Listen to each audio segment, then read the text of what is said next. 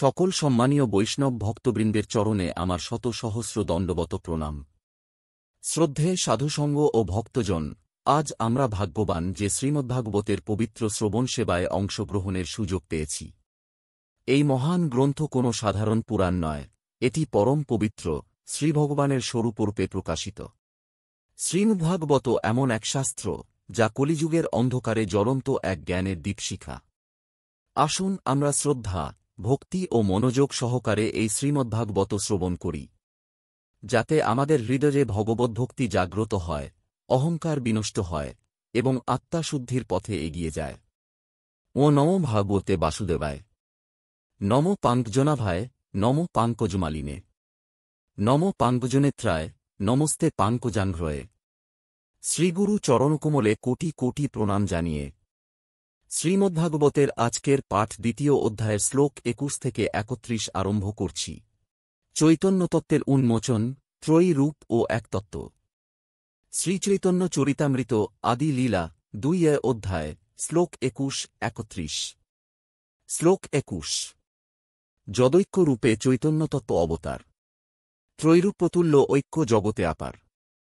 অর্থাৎ শ্রীচৈতন্য মহাপ্রভু এক রূপে অবতীর্ণ হলেও তাঁর মধ্যে ত্রয়ী রূপ বর্তমান। এই 3 রূপের মধ্যে অভিন্ন ঐক্য বিরাজমান। এই শ্লোক চৈতন্য মহাপ্রভুর তাত্ত্বিক কাঠামোকে তুলে ধরে, যেখানে তিনি এক সত্তা হলেও 3 ভিন্ন রূপে প্রকাশিত হন: শ্রীচৈতন্য, নিত্যানন্দ এবং অদ্বৈত। শ্লোক 22-23। অচিন্ত ভেদাভেদ তত্ত্বে, ত্রয় এক অভিন্ন সত্ত্বে, স্বরূপে পৃথক, প্রেমে এক, লীলায় করে রসের উপেক্ষ। অর্থাৎ স্বরূপে এই 3 রূপ স্বতন্ত্র, কিন্তু প্রেম ও উদ্দেশ্যে অভিন্ন। লীলায় রস প্রকাশে পৃথক, কিন্তু পরমতত্ত্বে একসত্তা।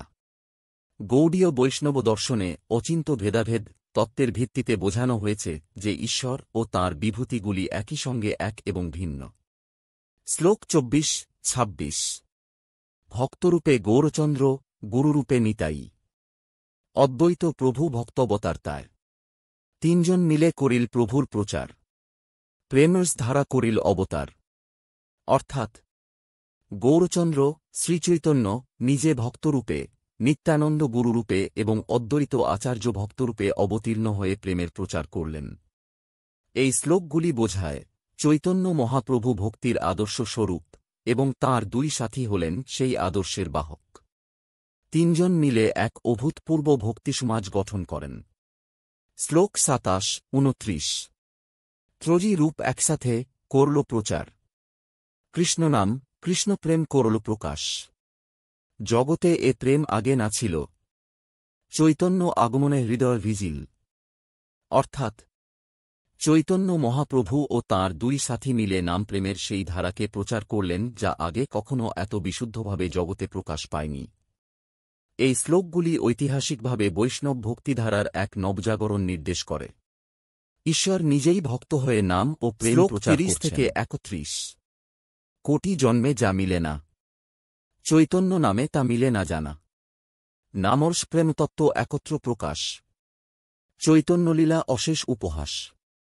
অর্থাৎ কোটি জন্মের সাধনাতেও যা লাভ হয় না, তা চৈতন্য নাম ও তাঁর লীলায় সহজেই লাভযোগ্য। নাম, রস ও প্রেমের গভীর তত্ত্ব একত্রে প্রকাশ পায় চৈতন্যলীলা দ্বারা। চৈতন্যতত্ত্ব বুঝতে হলে কেবল জ্ঞান নয়, হৃদয়কে প্রেমে পূর্ণ করতে হয়। এ হল চিরন্তন সাধনার সহজতম পথ। শ্লোক 21 থেকে 31 বর্ণিত হয়েছে যে চৈতন্য মহাপ্রভু এক সত্তা হলেও 3 রূপে আত্মপ্রকাশ করেছেন। নিত্যানন্দ ও অদ্বৈত, এই 2 মহাপ্রভু মিলেই চৈতন্যতত্ত্বের পূর্ণ বিকাশ ঘটান। তাদের প্রচার কেবল ধর্ম প্রচার নয়, বরং প্রেম ও রসের ধারার এক অলৌকিক অভিব্যক্তি। এই প্রেম, নাম ও রসের মাধ্যমে প্রকাশিত হয়, যা আগত যুগের আত্মাদের সহজ মুক্তির পথ।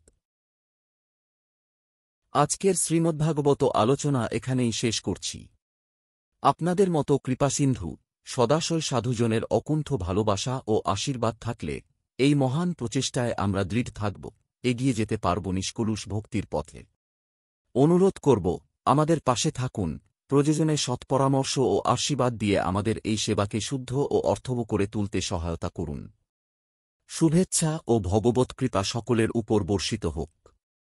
হরিনাম সংকীর্তনের মাধ্যমে জীবনের প্রকৃত উদ্দেশ্যে আমরা সকলেই পৌঁছাতে পারি, এই প্রার্থনায় আজকের আলোচনা সমাপ্ত করছি।